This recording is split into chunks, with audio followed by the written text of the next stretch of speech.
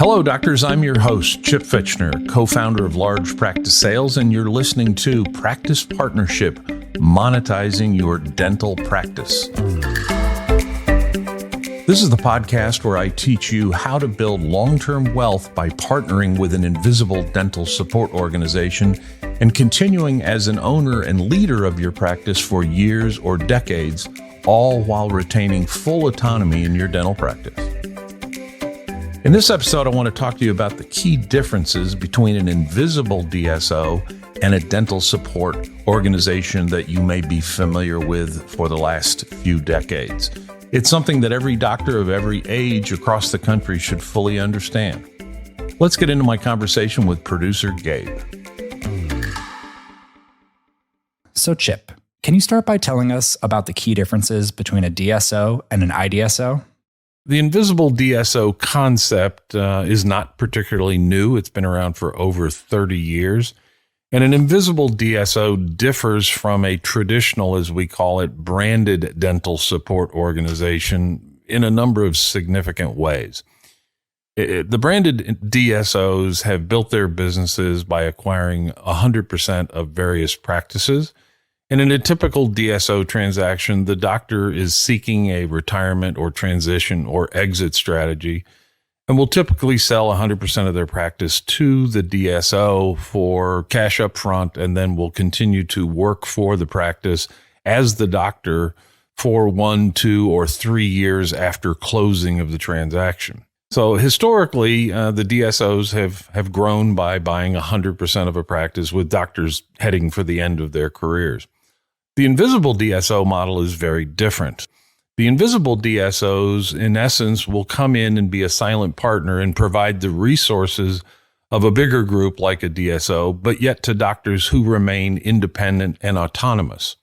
And the way the invisible DSOs structure these transactions is they'll come in and buy anywhere from 51 to 90% of a practice for cash up front. The doctor will retain ownership in the balance and continue to lead the practice under the doctor's brand, team, and strategy. The invisible DSO's goal is to provide that doctor resources to help them grow bigger, better, faster, and more profitably with fewer administrative headaches. So the invisible DSO, while they're not going to manage the practice for the doctor, they're not going to homogenize it. They will, however, take over banking, accounting, payroll, benefits, tax, legal, compliance, credentialing, and vendor and payer negotiation. And each of them is different. Some of them have resources that can be great recruiting assets. They're not going to tell the doctor who to hire, but the doctor may say, gee, I really could use 2 more hygienists. Can you help me find them? And some of these groups have very large internal recruiting departments. One, for example, that operates in about 30 states, has 27 people full-time in their recruiting department, and they do nothing but find great team members for their partner doctors. Any other key differences between a DSO and an IDSO that you want to share? Some of the other differences between a DSO and an invisible DSO is the invisible DSOs will generally bring much higher values to their partner clients, or achieve higher values, because they're not just buying a business, they're buying that doctor and the team to continue to be a part of that practice for years or decades, which is why we have seen a dramatic shift in the attraction of younger doctors to an invisible DSO partnership.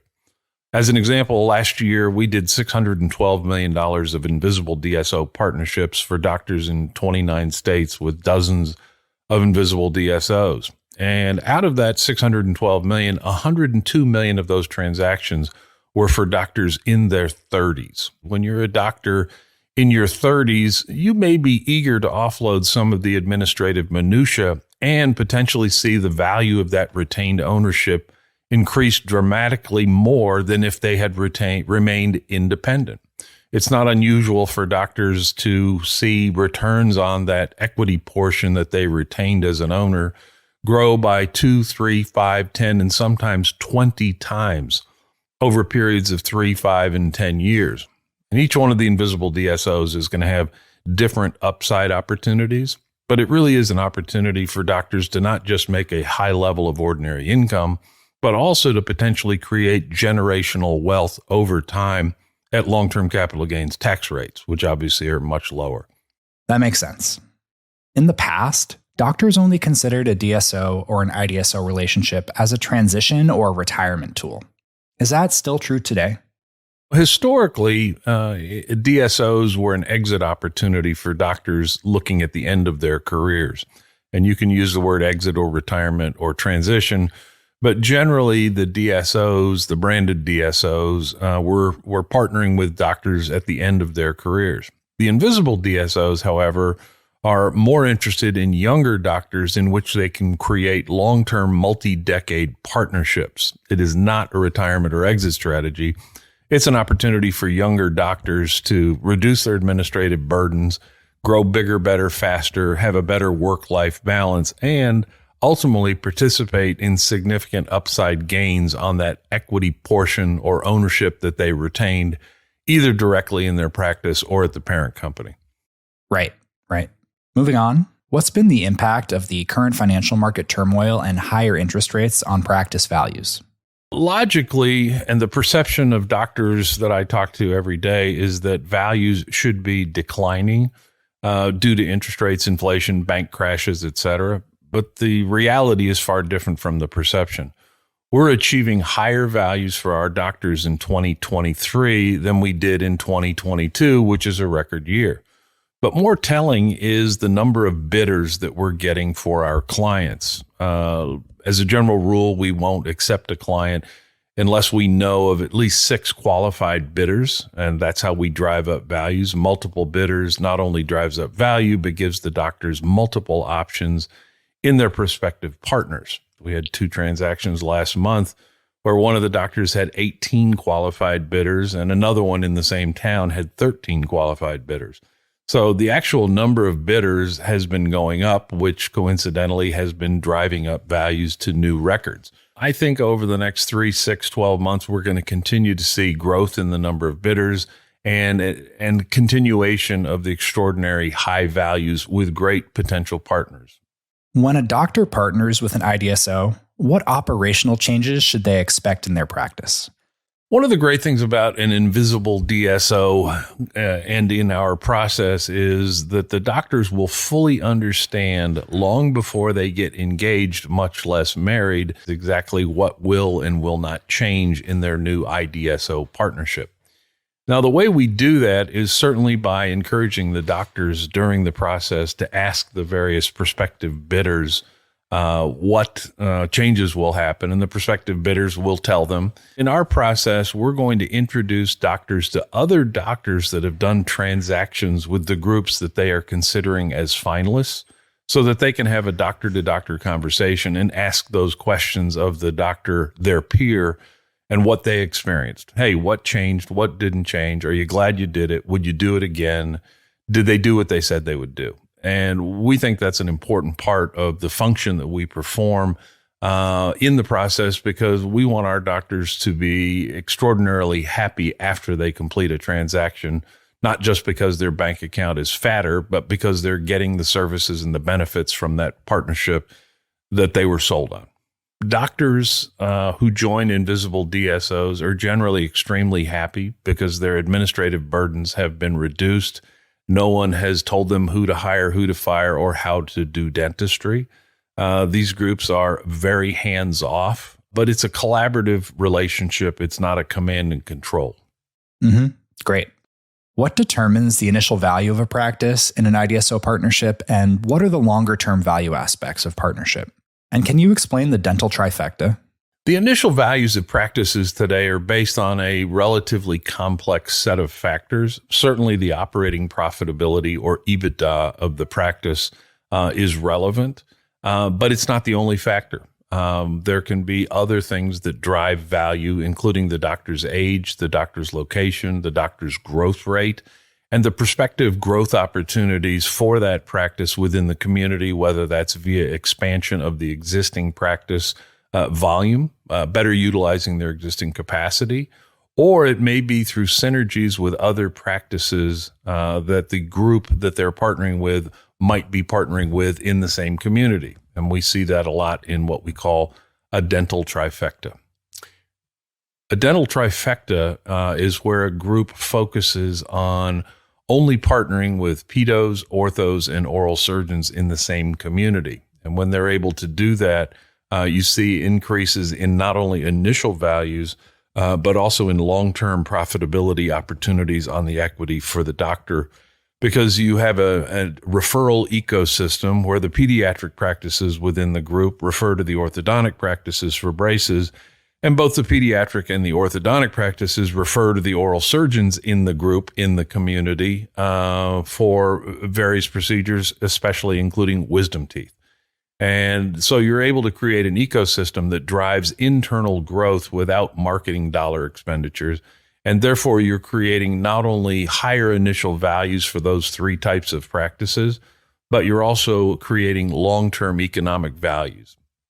One of the first dental trifecta groups that we helped form, and to which we sold 110 practices in 35 months, recapitalized in September of 22 at an extraordinary record value because of the internal growth that they had generated due to the referral patterns.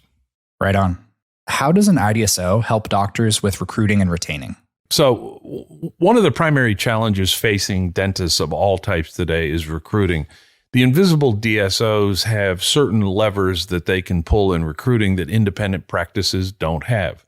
As an example, all of these groups will create a path to ownership for not only current associates, but also future recruited associates. Because you want to get associates that are great, and to keep them, you need to give them a path to ownership and equity upside.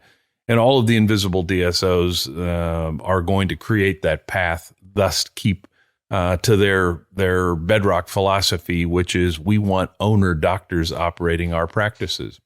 And so when the initial, let's call it selling doctor, retires, by giving a path to ownership for existing and future associates, they're now going to have a continuity of owner doctors operating their practices. Where we see this as most significant recently is in oral surgery. Oral surgery today is the fastest consolidating of all of the dental practice types, primarily because oral surgeons are having real challenges in recruiting. As an example, last year there were 220 residents that graduated from the oral surgery residencies, of which over half went to Invisible DSOs or DSOs. So an independent oral surgeon out there whose life's goal was to build a practice, recruit an associate who would ultimately buy him out, that model is no longer feasible. And it's especially no longer feasible in larger practices because the kids coming out of school have a massive amount of debt and don't have the ability or desire to go borrow the money to buy out the practice from the selling doctor. So we're seeing in oral surgery groups that can solve the recruiting problem, having their pick of partners who are eager to join an Invisible DSO, if for nothing else than to resolve their recruiting issues. We did 2 transactions last year for oral surgeons, both of them valued over $50 million. And the primary driver of those transactions were the doctors had not been able to recruit other oral surgeons to expand their practices. So they were growth constrained due to recruiting issues. Both of those practices added 2 new oral surgeons within 90 days of completing it. Is there a certain size a practice needs to be to qualify for an IDSO partnership? Practices that qualify to achieve high-value transactions with an Invisible DSO will have typically at least an operating profit of about $500,000 in EBITDA after doctor compensation. And that usually translates into specialists that have at least $1.5 million in collections and GP practices that have at least $1,800,000 in collections. What should doctors appreciate about the coming IDSO wave, as you call it?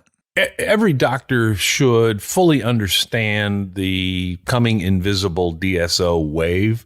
They are probably in your community today. You don't know that because they don't rebrand their practices. As I like to say to doctors with larger practices, you will either join an Invisible DSO or compete with many. And these folks can be very fierce competitors. So an Invisible DSO can be your friend if you join one. They can also be your foe if you don't. Right. So why are you so passionate about this, Chip? What gets you out of bed every day? The great thing about my job is I have the opportunity to help doctors diversify their investment portfolio. For many doctors, their practice is their largest single asset, and it can be difficult to monetize that as a high value without professional help. These are complex, life-changing, once-in-a-lifetime transactions, and doctors deserve to have a quality advisor who has no conflicts of interest. Many of the advisors in the industry are paid by both the buyer and the seller, both the doctor and the invisible DSO. In our business model, we set it up originally and intentionally to only represent and therefore only get paid by doctors, so we have their best interests at heart always. And knowing that we do a great job for our doctors in giving them options is very fulfilling for me personally. Thanks for sharing your thoughts this episode, Chip. So what's coming up on the next episode of Practice Partnership? We believe that doctors should consider all of their qualified options in any process of choosing an invisible DSO partner. And in our next episode, we'll be talking about what elements are important in that choice and structural elements that are most advantageous to you, not only from a value and an equity upside standpoint, but in a tax rationalization or tax optimization structure. So in our next episode, we'll go into more detail about how to create the most tax optimized structure and the highest value transactions for the doctor. Thanks for listening to Practice Partnership, Monetizing Your Dental Practice, a podcast from Large Practice Sales. Large Practice Sales is the largest advisor to GPs and specialists of all kinds seeking to monetize all or part of their practice. The key for doctors to maximize your practice value is choosing the right advisor and the right IDSO partner. At LPS, we guide our clients towards partnerships with IDSOs that not only reduce administrative headaches, but give you the resources to grow your practice bigger, better, faster, and more profitably. And best of all, with the right IDSO partner, you can create generational wealth. If you're interested in learning the potential value of your practice in an IDSO partnership, visit our website at largepracticesales.com, or you can email us at podcast@largepracticesales.com. Follow this podcast for more tips you won't find anywhere else on how to monetize your dental practice at the maximum value. Learn from LPS, which completed over $600 million in IDSO partnerships in 2022.